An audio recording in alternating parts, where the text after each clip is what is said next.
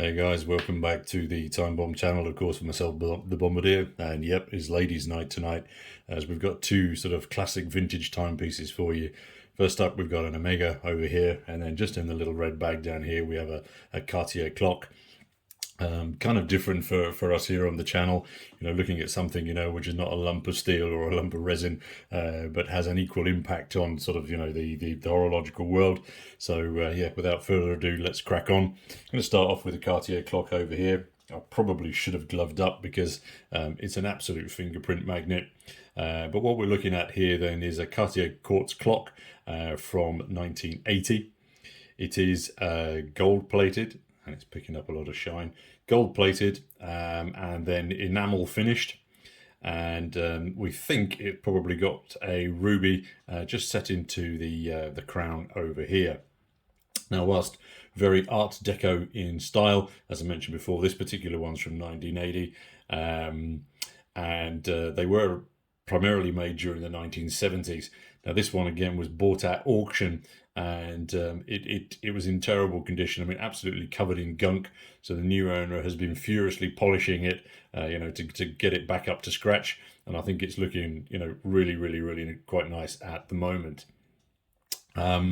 It's had its first clean. It probably needs a little bit of another one just to get it finished. And in addition to that, the battery is on the way.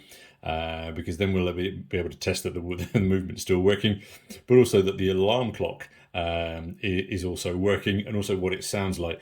Now, the alarm clock is set by that very fine extended hand just here, and I've tried this before, and yeah, it's a little bit sensitive, so I'm not going to...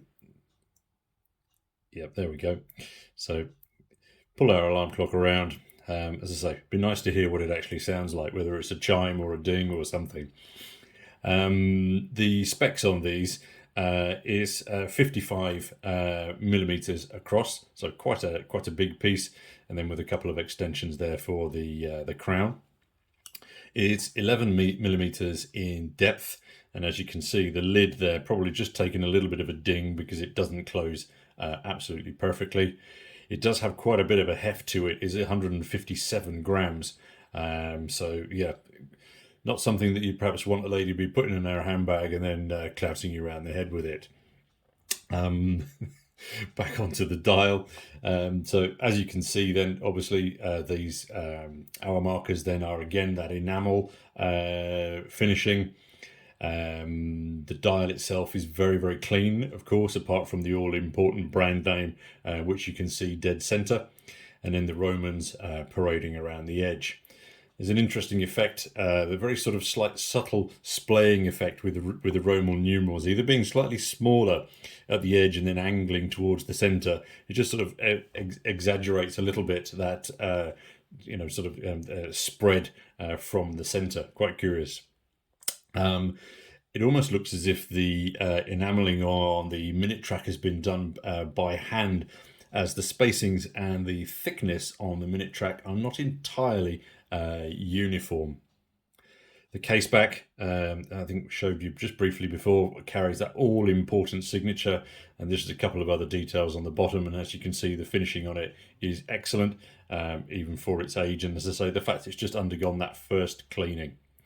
I'm certainly not an expert in ladies' attire, but I'm imagining this was kind of like that purse clock concept, similar to those that come on neck chains, or maybe even a dressing table clock, which enabled the lady owner, if she's anything like my wife, to be as late as possible. So very classy indeed.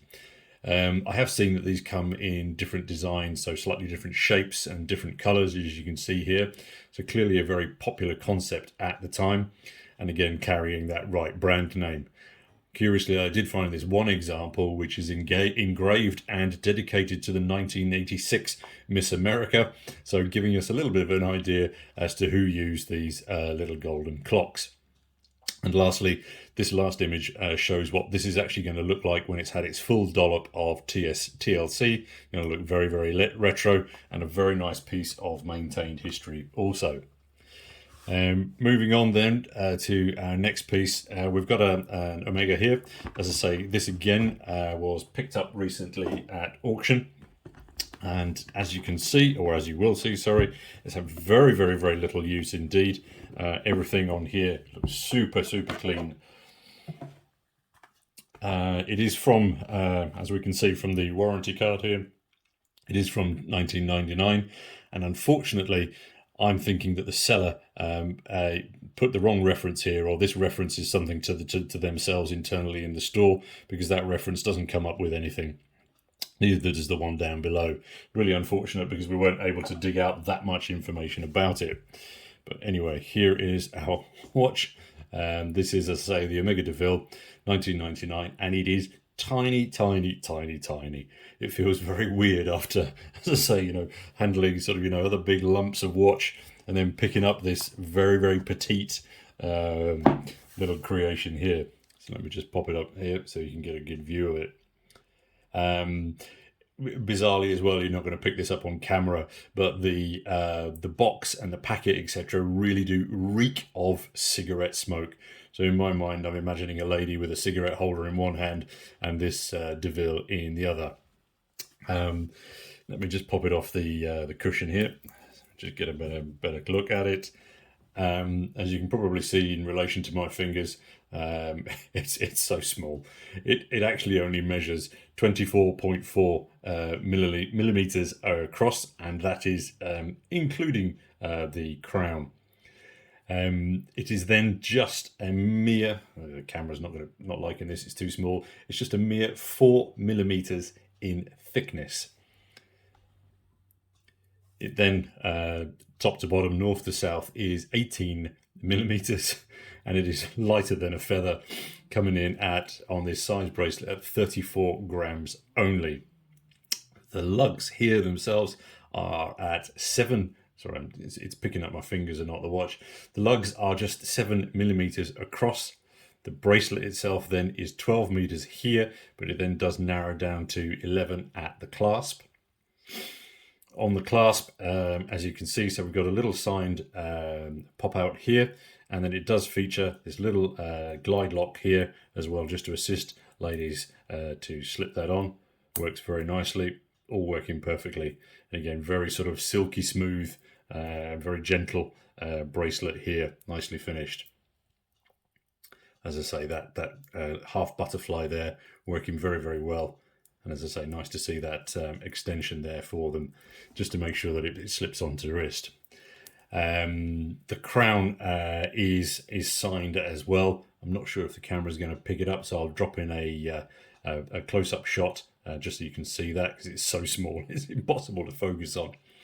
If we pop onto the case back, again, I'll pop up a slightly better shot here so that you can see it more clearly.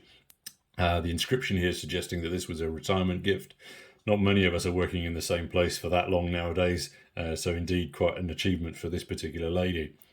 For those of you outside the UK, the Severn and the Trent are rivers, not far from here actually, and the water company here obviously named after them. And then just for some perspective on size, because clearly I can't get this over my knuckles, this is being modelled here by herself. I'm thinking that I need to keep this away from her, as I can sense a request in the air. All right, guys, so between your Omegas and your Cartier clocks, I'm not sure which is going to be the most appropriate for your wife's next birthday, but I hope I've given you some interesting ideas there. And of course, until next time, this is your host, The Bombardier, signing off. Cheers.